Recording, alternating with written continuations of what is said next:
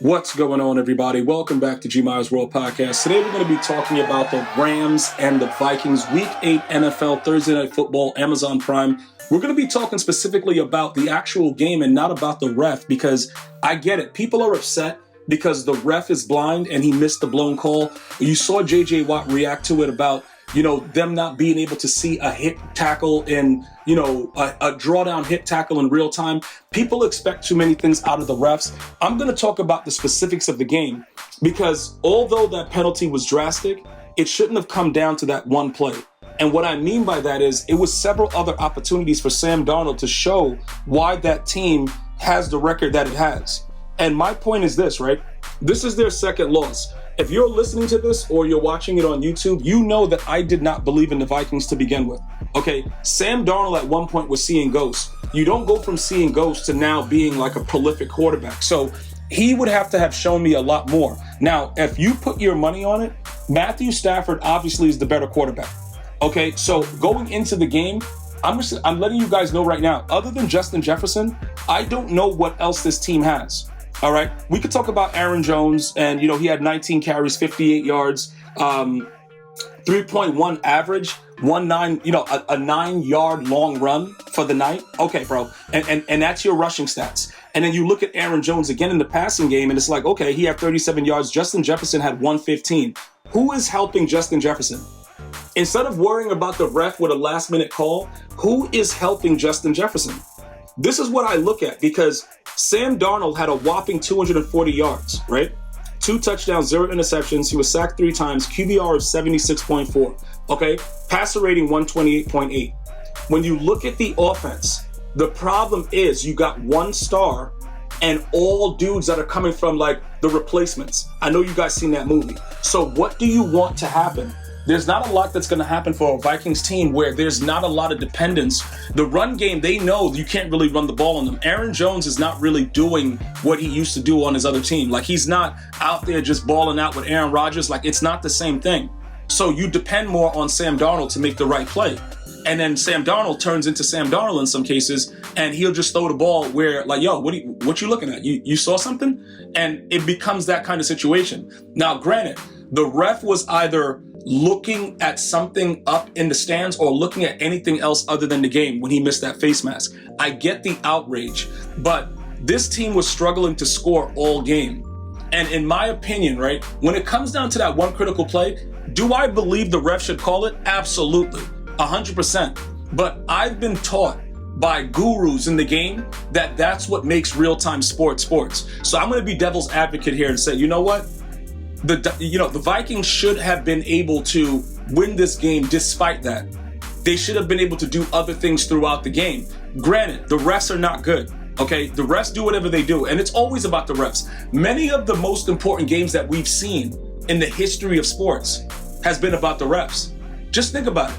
Michael Jordan, you guys remember that Michael Jordan play where he clearly pushed Byron, bro. Like, he pushed him and faded away, and it wasn't a push-off. Okay, look, listen, I understand it's the Utah Jazz. I understand Karl Malone, John Stockton. I understand it's like, dudes like, the Bulls supposed to win. That was a push-off. But we just look at it as Michael Jordan, right? That's what we do. We're like, it's Michael Jordan. Like, what's good? He's the GOAT. And we just keep it moving. So let's be fair with the way that things work, okay? Certain things are not going to be called. It's not fair, but it's sports. Okay, they try to put in all the stuff with the, the replays and the camera angles and all that stuff, and it's still things like this that happen. So that's about the real-time aspect of sports. So looking at the overall feature of the Vikings, listen, they were favored to win this game because the Rams were talking about, trading Cooper Kupp, and Sean McVay was like, I don't know what's going on, and all this hype was being built up. And I'm just sitting there watching it like, other than Justin Jefferson, who do they have? That's what, I'm like, bro, you got Sam Darnold running around. He don't know what he's doing, bro. Like, listen, okay, you're 5-2, but that's all that's really going on. There's nothing else really happening, right? So that's the way that I'm viewing it. I'm not looking at it in any other way other than the fact that Sam Darnold, I don't believe in him. That's the bottom line. Now we jump over to the Rams, right?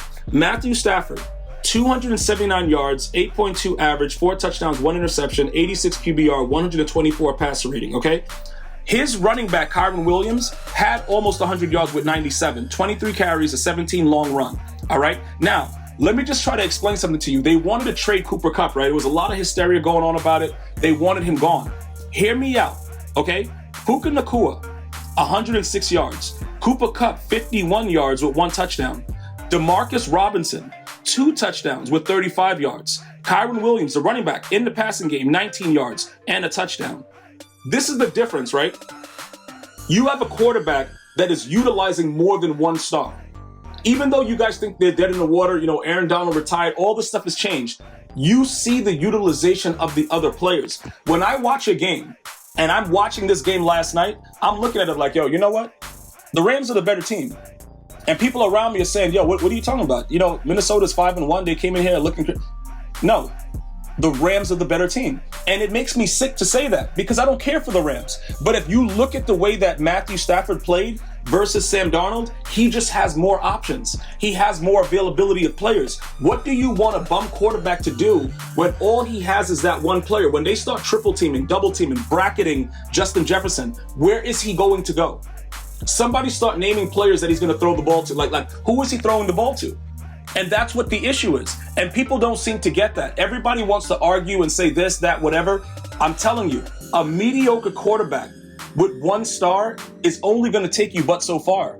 It's not going to work out. So, you know, I know the Vikings fans were very excited about it when they were undefeated and all that stuff, but they knew in their hearts, like, yo, we suck, dude. Like, other than Justin Jefferson, like, what are you guys doing, man? You know what I'm saying, bro? Like, you're going to go out there, act like, oh, yeah, we're really good. No, you're not. And it needs to stop. It has to stop right now. Stop it. You know what I'm saying, bro? Stop it. Because this is starting to get ridiculous, man. Stop with all this Viking crap. You guys not winning. You guys couldn't win when you were a lot more stacked like a couple years ago, where you were actually doing stuff. You guys couldn't win. You guys were getting blown out in the playoffs. All kind of weird stuff was happening.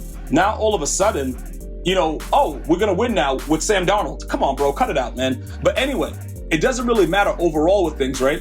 Because other than the fact that the Rams are going to be in a major situation of trade talks and all that other stuff, because Matthew Stafford was also rumored to be linked to the Lions as well. You know, I don't know what that Jared Goff situation is. I don't know what's going on, but there was a lot of talk about different ways that they were trying to do trades. Both of these teams, though, I'm not going to expect any of them to do anything in the playoffs regardless. I still believe right now, if you ask me, it's the Chiefs and the Ravens.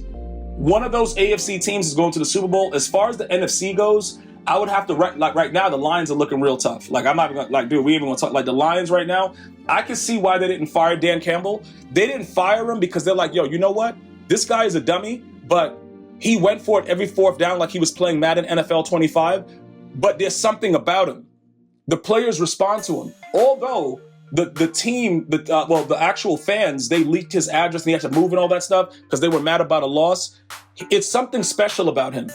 And I do believe if you're going to ask me right now, I would say the Lions are the toughest team in the NFC, and it's going to be between the Ravens and the Chiefs in the AFC. So everybody else, the Dallas Cowboys suck, the Giants suck, like everybody sucks. Like I don't even know what they're doing. The Tampa Bay Buccaneers suck, the Saints suck. Like I don't know what's going to happen in the NFC. So if you ask me that, I don't know.